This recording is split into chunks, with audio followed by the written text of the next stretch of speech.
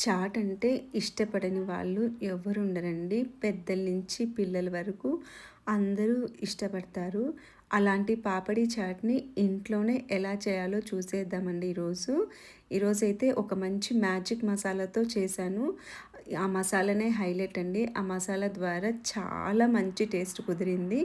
అలాగే ఫస్ట్ ఇప్పుడు అరేంజ్ చేసిన విధానం వల్ల ఫస్ట్ కింద పాపిడి అరేంజ్ చేశానండి. తర్వాత పైన చాట్ వేశాను.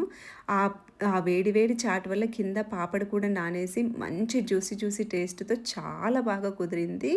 అస్సలు చాలా మంచి టేస్ట్‌తో కుదిరిందండి. ఇలాంటి పాపిడి చాట్‌ని ఇంట్లోనే ఎలా చేయాలో మనం ఇప్పుడు చూసేద్దాము. దీనికోసం ఫస్ట్ నేనైతే 2 కప్స్ మైదా పిండి తీసుకున్నానండి. ఈ 2 కప్స్ మైదా పిండిలో కొంచెం సాల్ట్ అలాగే వామ్ తీసుకొని బాగా నలిపి వేశానండి. అరుగుదలకి బాగా పనిచేస్తుంది. అలాగే ఇందులో నూనె అయినా తీసుకోవచ్చండి. లేదంటే మంచిగా రావాలనుకున్నప్పుడు ఘీ అయినా వేసుకోవచ్చు. రెండిట్లో ఏదేసుకున్నా బావుంటుందండి మీ ఫ్లేవర్‌ని బట్టి. ఇప్పుడు దీన్ని బాగా ఫస్ట్ నూనె వేసిన తర్వాత పిండి అనేది బాగా కలుపుకోవాలండి ఫస్ట్. ఇలా నూనె వేసి బాగా కలుపుకున్న తర్వాత కొంచెం కొంచెంగా వాటర్ వేసేసుకొని ఇలా పిండి ముద్దలాగా కొంచెం సాఫ్ట్‌గా కలుపుకోవాలి. ఇలా మూసి పెట్టేసుకొని మనము ఫస్ట్ మిగతా ప్రాసెస్ చేసుకునే లోపల అది కొంసేపు నానుతుంది. ఇప్పుడు నేను చెప్పిన మ్యాజిక్ మసాలా ఇదేనండి. ఇదే అల్టిమేట్ అనమాట చాట్‌లో. దీనికోసం ఫస్ట్ మనము ఎండుమిర్చిని వేయించుకొని దాంతో జీలకర్ర కూడా వేసుకోవాలండి. జీలకర్ర వేసుకొని ఇవి 2 కొంచెం మంచిగా వేగిపోయిన తర్వాత కొన్ని పెప్పర్ వేసుకోవాలండి. ఒక 10 గింజల వరకు మిరియాలు, అలాగే వాము వేసుకోవాలి.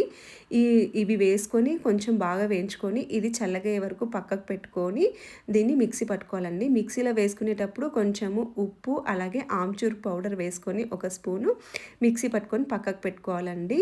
ఇప్పుడు ఇప్పుడు ఇమిలి చట్నీ ఎలా చేయాలో చూద్దామండి. దానికోసం ఫస్ట్ నేను చింతపండుని ఒక అరగంట ముందే నానబెట్టుకున్నాను.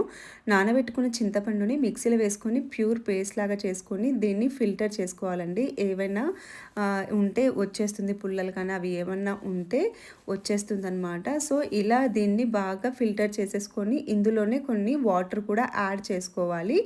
దీన్ని ఇలా వాటర్ కూడా యాడ్ చేసుకున్న తర్వాత మనము స్టవ్ మీద పెట్టుకొని ఉడికించుకోవాలండి. ఈ చింతపండు పులుసుకి తగినంత బెల్లం వేసుకోవాలి. నేనైతే ఫస్ట్ ఒక కప్పు వరకు బెల్లం వేసుకున్నానండి. ఆ తర్వాత మళ్ళీ టేస్ట్ చెక్ చేసుకొని వేసుకున్నాను. ఇది బెల్లం అనేది నేను అందాజుగా వేసుకున్నాననమాట.